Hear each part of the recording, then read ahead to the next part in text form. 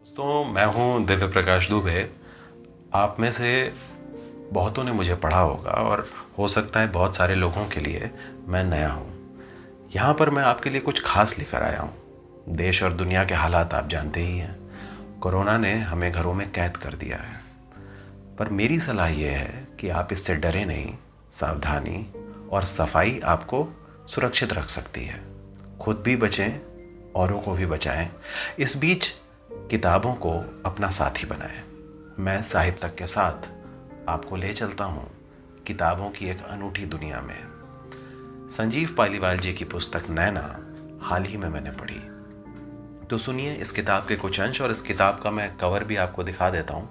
बहुत अच्छा कवर है, और जो लोग भी हिंदुस्तानी न्यूज़ रूम, उस वर्ल्ड को, उस दुनिया को समझना चाहते हैं, उनको ये किताब पढ़नी चाहिए कि न्यूज़ के पीछे क्या क्या होता है, क्या क्या नहीं होता है। तो अंश पे आते हैं। और नैना इस किताब का मेन कैरेक्टर है, जो एक न्यूज़ एंकर है। तो शुरू करते हैं। सुबह के 5 बजे थे। अभी पौ फटने में कुछ देर थी। बसंत आ चुका था। पार्क में खूबसूरत फूल दिखने लगे थे। ये मौसम उसे बेहद पसंद था, नैना को। ये मौसम नैना को बेहद पसंद था। जब सर्दियां वापस लौट जाती, धुंध की चादर छंटती और आसमान थोड़ा और नीला हो उठता, धूप खिलने लगती और हवा में सरगोशी थोड़ी और बढ़ जाती। सर्दियों से तो शुरू से ही उसे नफरत रही। ये भी कोई मौसम हुआ। हर ओर एक सहमापन, सिकुड़न, यहाँ तक कि सूरज भी ठिठुर सा जाता। कभी कभार तो हफ्तों आसमान में होते हुए भी उसके दर्शन न होते। उस पर भी यह दिल्ली का इलाका। धुंध छाती तो दिन दुबक जाता, और इंसान तो क्या, अरावली की पहाड़ियां तक ठिठुर जाती। हाड़ कपा देने वाली यह ठंड मानो हर जगह पीछा करती और मौका देखते ही दबोचने को होती। ऐसे मौसम से उसे उबचुक होती। हर समय एक तरह के डिप्रेशन सा एहसास होता। ठंड से भरे ऐसे सर्द दिनों में कुछ कर भी नहीं सकते। हर समय कपड़े लादे घूमते रहो, कमरे में बंद रहो, जबकि जिंदगी कैद में रहने के लिए नहीं है। उसे तो आज़ाद छोड़ देना चाहिए, उड़ने देना चाहिए। जाड़े सब कुछ कैद करके रख देते हैं, इंसान को भी, रोशनी को भी। दुनिया मानो एक जेल में तब्दील हो जाती है। यही सोचते सोचते उसने कान में ईयरपीस को फिर से सेट किया, सिर पर हुडी को ठीक किया और दौड़ना शुरू कर दिया।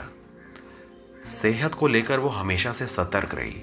दौड़ने का नियम उसने कम उम्र में ही अपना लिया था। सर्दियां ज़्यादा होती तो वो जिम में दौड़ती थी, पर जैसे ही मौसम बदलता वो पार्क में आ जाती। अभी 2 दिन पहले ही वो कई महीनों बाद पार्क में आई थी। यहाँ आकर उसे हमेशा ही बहुत अच्छा लगता। हरे भरे पेड़ों के बीच, प्रकृति के बीच, ताज़ा हवा के झोंकों के बीच वो खुद को भूल जाती थी। अजीब सी शय है ये भी।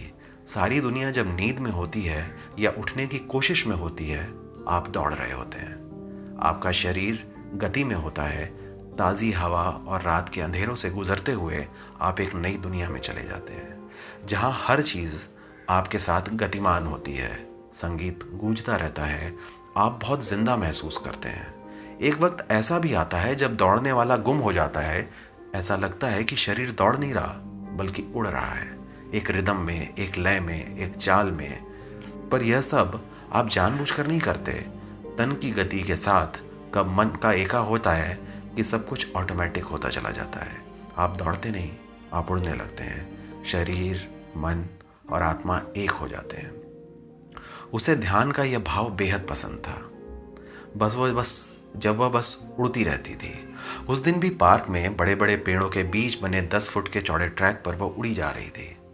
ट्रैक के दोनों तरफ साथ चल रही क्यारियों में नए ताज़ा फूलों की खुशबू उसे और उत्साहित कर रही थी। उसने अपनी गति थोड़ी और बढ़ा दी। उसे नहीं पता था कि आज पार्क में कोई उसका इंतज़ार कर रहा है। नीम के बड़े से पेड़ के पीछे टकटकी लगाए 2 आंखें उसको पिछले 10 मिनट से लगातार देख रही थीं। उस परफेक्ट पल के इंतज़ार में, जिसके लिए अलसुबह घने अंधेरे में ही वह वहाँ जाके पहुँच गई थी। उन आंखों को बेसब्री से इंतज़ार था ठीक उसके आगे पहुँचने का, और इस बार जब वह उसके आगे पहुँची तो उसने इंतज़ार नहीं किया।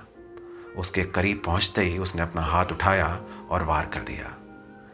एक तो स्पीड, ऊपर से ज़बरदस्त वार। वो ट्रैक से दूर उड़ते हुए दाहिनी ओर लगे एक पेड़ से जा टकराई और इसके साथ ही देश की टेलीविज़न न्यूज़ इंडस्ट्री का सबसे चर्चित चेहरा इस दुनिया को छोड़कर जाने वाला था। ये यहाँ तक ये अंश है और इसके आगे नैना के साथ क्या हुआ, नैना कौन थी, इस कहानी में इसकी परत बहुत धीरे धीरे और बहुत अच्छे से खुलती है और आखिरी तक सस्पेंस बना रहता है। और उम्मीद है कि आपको ये अंश पसंद आया होगा, तो बने रहें साहित्य आज तक के साथ, क्योंकि इसी जगह ऐसे ही किसी और किताब के किसी अंश के साथ मेरे कोई साथी, मेरे कोई लेखक मित्र आपसे जल्द ही मुखातिब होते रहेंगे, क्योंकि किताबों से बेहतर कोई और साथ नहीं है। बहुत बहुत धन्यवाद।